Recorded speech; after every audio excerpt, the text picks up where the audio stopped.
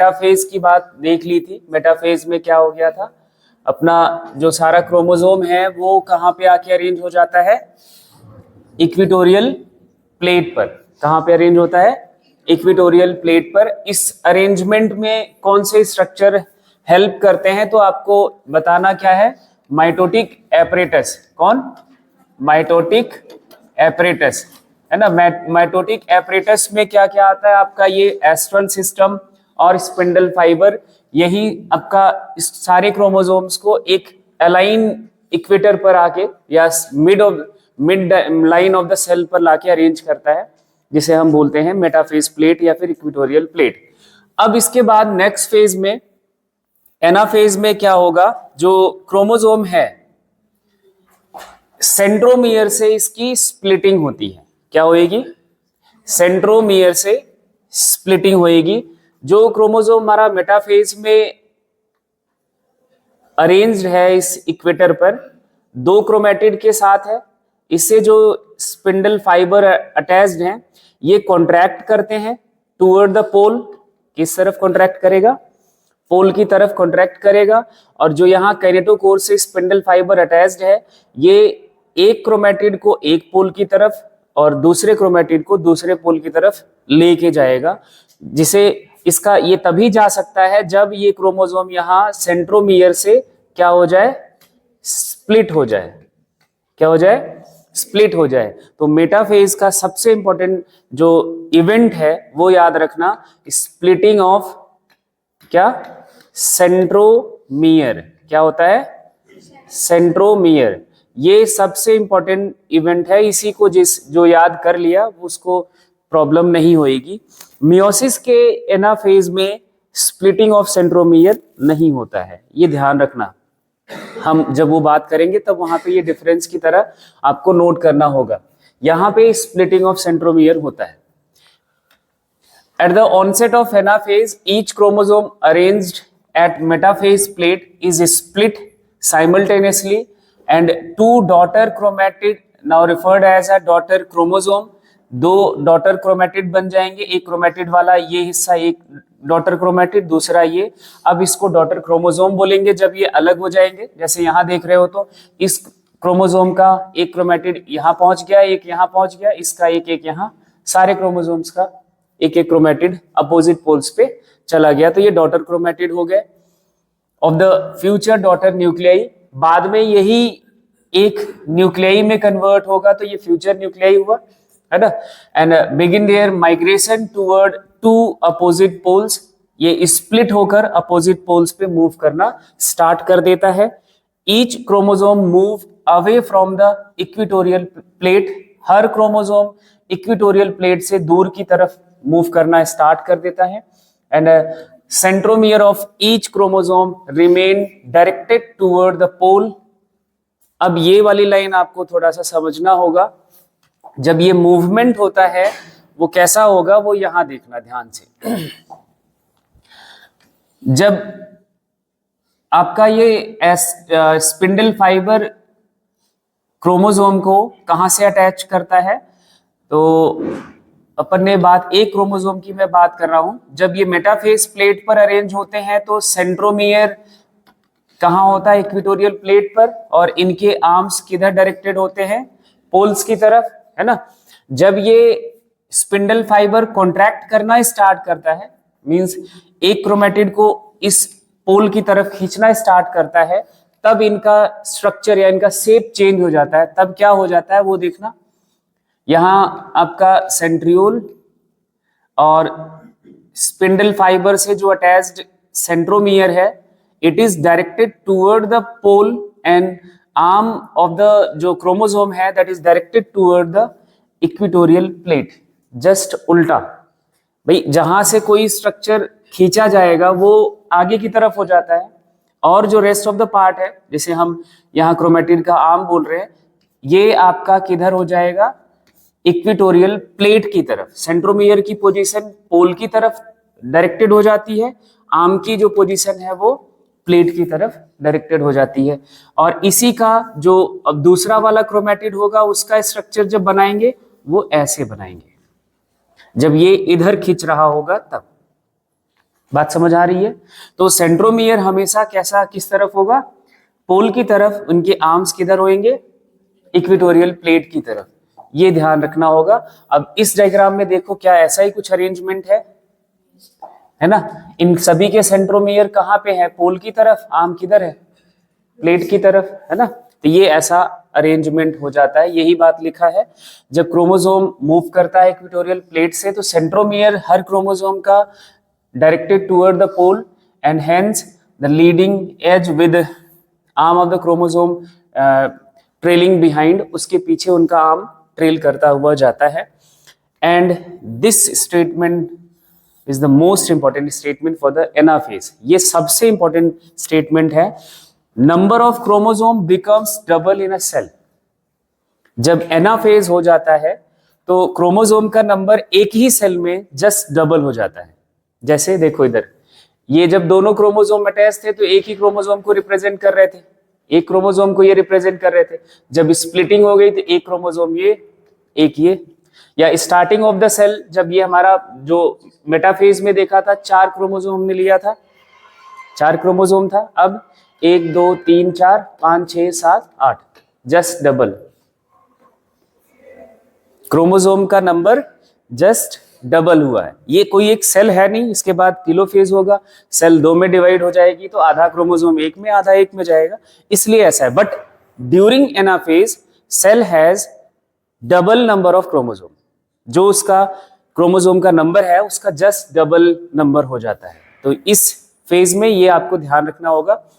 And 2 new daughter chromosomes begin move. जो ये 2 नए डॉटर क्रोमोसोम बने, ये मूव करना शुरू कर देते हैं अपोजिट एंड्स पे सेल का। एंड देयर स्पिंडल फाइबर कैसा होता जाएगा? छोटा होता जाएगा। कॉन्ट्रैक्शन का रिजल्ट है, शॉर्टन होता जाएगा। फेज के जो आपके कैरेक्टरिस्टिक फीचर्स हैं वो देखो। पहला कैरेक्टरिस्टिक फीचर है सेंट्रोमियर स्प्लिट कर जाता है एंड क्रोमेटिड सेपरेट कर जाते हैं। यही हमने समझा है, स्प्लिटिंग ऑफ सेंट्रोमियर। क्रोमेटिड को हम अब क्या बोलेंगे? क्रोमोसोम। जब तक वो स्प्लिट नहीं करा हुआ है तब तक वो क्रोमेटिड है। जब वो डुप्लीकेटेड क्रोमोसोम से क्रोमेटिड स्प्लिट कर गया, now it is referred as chromosome. और ये कहां मूव करेगा? अपोजिट पोल्स पे। अब ध्यान से सुनना, इसको हम स्प्लिटेड क्रोमेटिड को क्रोमोसोम बोलेंगे, बट उसके साथ साथ एक वर्ड और यूज करेंगे, अनडुप्लीकेटेड क्रोमोसोम। क्या बोलेंगे? अनडुप्लीकेटेड क्रोमोसोम। इसको क्रोमोसोम नहीं बोला जा सकता, सिर्फ क्रोमोसोम नहीं बोला जा सकता। क्या बोलोगे? अनडुप्लीकेटेड क्रोमोसोम। अगर सिर्फ क्रोमोसोम बोला दैट मीन्स आप कुछ अपराध कर रहे हो, वो गलत है। क्या बोलोगे? अनडुप्लीकेटेड क्रोमोसोम। बात समझ आ गई? तो ये 2 इसके कैरेक्टरिस्टिक फीचर हैं। स्प्लिटिंग हमने आपको ये याद करवा ही दिया है। दूसरा, इसको क्रोमोसोम बोलना है एंड दैट्स इट। एनाफेज खत्म। एंड टेलोफेज की बात करें तो हमने स्टार्टिंग में ही जब प्रोफेज की बात की थी तो टेलोफेज खत्म हो चुका है। जस्ट सारा कुछ उल्टा होता है इधर टेलोफेज में। प्रोफेज में जैसे कंडेंसेशन, तो क्या होगा? At the beginning of the final stage of karyokinesis that a telophase chromosome that have reached their respective pole, जो अपोजिट पोल्स पे पहुंच चुके होंगे, एंड डीकंडेंस। क्या हो जाएगा? डीकंडेंस हो जाएगा, लूज हो जाएगा, अपनी इंडिविजुअलिटी को लूज कर देगा। जो क्रोमोसोम के फॉर्म में है वो फिर से थ्रेड के फॉर्म में हो जाएगा, क्रोमेटिन नेटवर्क के फॉर्म में हो जाएगा। और प्रोफेज में ऐसा ही था, ठीक है। उसके बाद the individual chromosome can no longer be seen. अब जो क्रोमोसोम आप अलग अलग देख पाते थे वो आप नहीं देख सकते अब। And chromatin material tend to collected at each of the 2 poles. दोनों पोल्स पर ये क्रोमेटिन नेटवर्क आपको एक इकट्ठा हुआ दिखेगा। एंड इसके चारों तरफ क्या होगा? न्यूक्लियर मेम्ब्रेन आना शुरू हो जाएगा।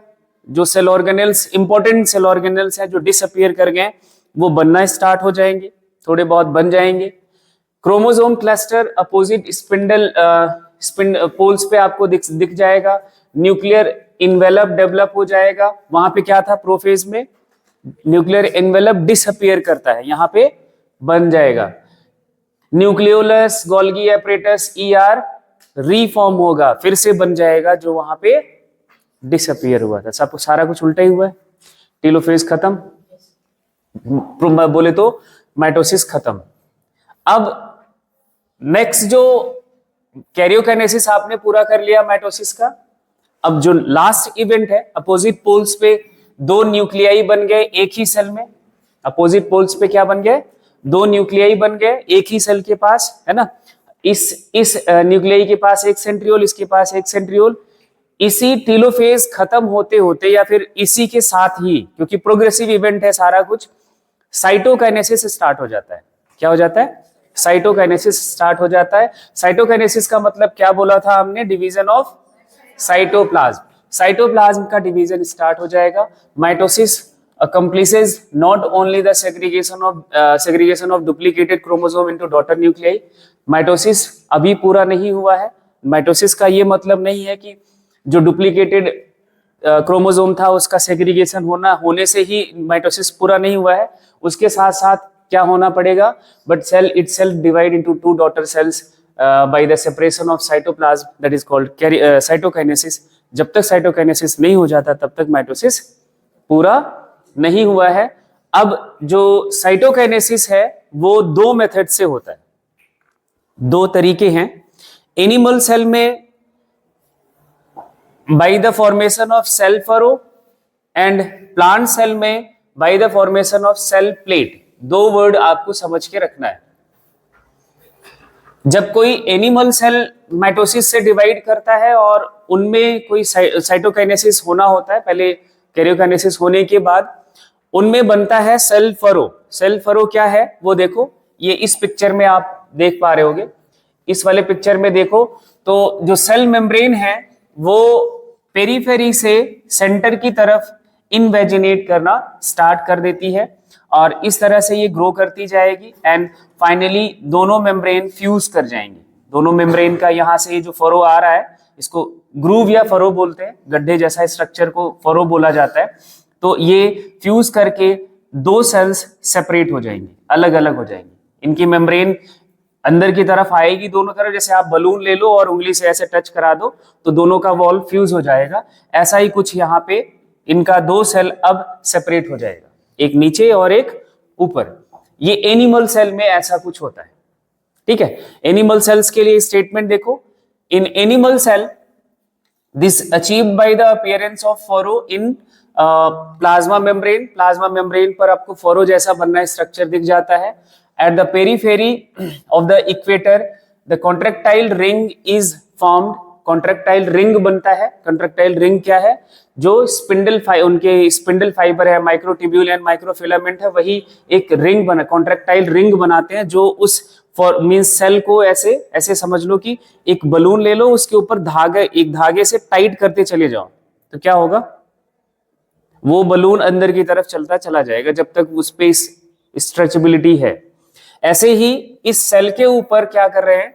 इस सेल के ऊपर कुछ आपके जो फिलामेंट्स हैं वो इस सेल को खींचते चले जाते हैं, कॉन्ट्रैक्ट कराते चले जाते हैं सेंटर की तरफ। तो ये सेल फोरो जैसा स्ट्रक्चर बन के बाद में फाइनली दो में डिवाइड कर जाता है, ठीक है। तो ये सेल फरो की बात हो गई।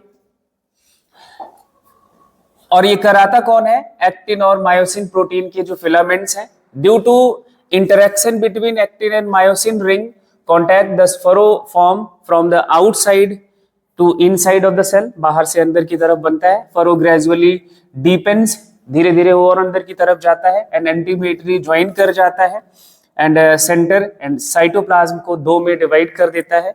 और इस तरह के साइटोकाइनेसिस को हम बोलते हैं सेंट्रीपिटल ऑर्डर का डिवीजन। पेरीफेरी टू सेंटर जब कोई डिवीजन होता है तो उसको हम क्या बोलते हैं? Centripetal division. और आपने एक पढ़ा होगा सेंट्रीफ्यूगल फोर्स, वो क्या होता है? सेंटर से पेरीफेरी पे जो फोर्स लगता है वो जब हम टर्न करते हैं, है ना, दैट इज सेंट्रीफ्यूगल फोर्स। उसका जस्ट उल्टा है, पेरीफेरी टू सेंटर है तो सेंट्रीपिटल वर्ड यूज करेंगे, ठीक है। और प्लांट सेल में जब साइटोकाइनेसिस होगा वो सेंट्रीफ्यूगली होता है, वो अपन अब देखते हैं प्लांट सेल के लिए। प्लांट सेल की जब बात करते हैं तो प्लांट सेल के पास सेल वॉल होता है। क्या होता है? Cell wall.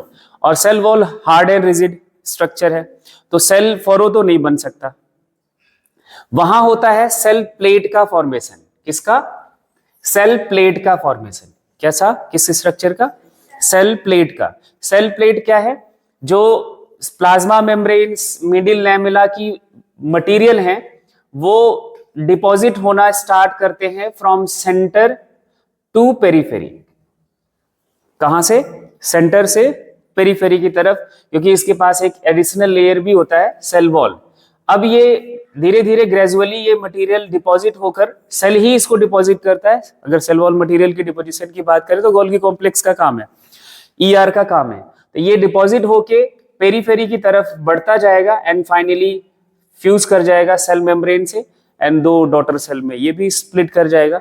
तो प्लांट सेल में cytokinesis by the formation of cell plate होता है। कैसा होता है? Cell plate. And cell plate का फॉर्मेशन सेंटर टू पेरीफेरी होता है, ये ध्यान रखना। That is a centrifugal order में ये साइटोकाइनेसिस चलता है। Plant cell however are enclosed by relatively inextensible cell wall, therefore they undergo cytokinesis by different mechanism. In plant cell, wall formation start from center and grows toward outward to meet the existing lateral wall जो बाहर की तरफ walls हैं, and the formation of new cell wall begin with the formation of simple precursor called cell plate, जो Golgi complex से इनका deposit करता है। सिंपल छोटा सा सेल प्लेट बनना स्टार्ट होता है देन ये रिप्रेजेंट करता है middle lamella between the cell wall of the two adjacent cell. And at the time of cytoplasmic division organelles of mitochondria ये सारा कुछ दो इक्वल सेल में डिस्ट्रीब्यूट हो जाएगा और फाइनली दो डॉटर सेल्स बन जाती हैं। तो साइटोकाइनेसिस के दो ये मेथड हो गए। ये आपका जो सेल प्लेट फॉर्मेशन है कौन कराता है वो लिखा हुआ है। Many Golgi vesicle arrange themselves on equator.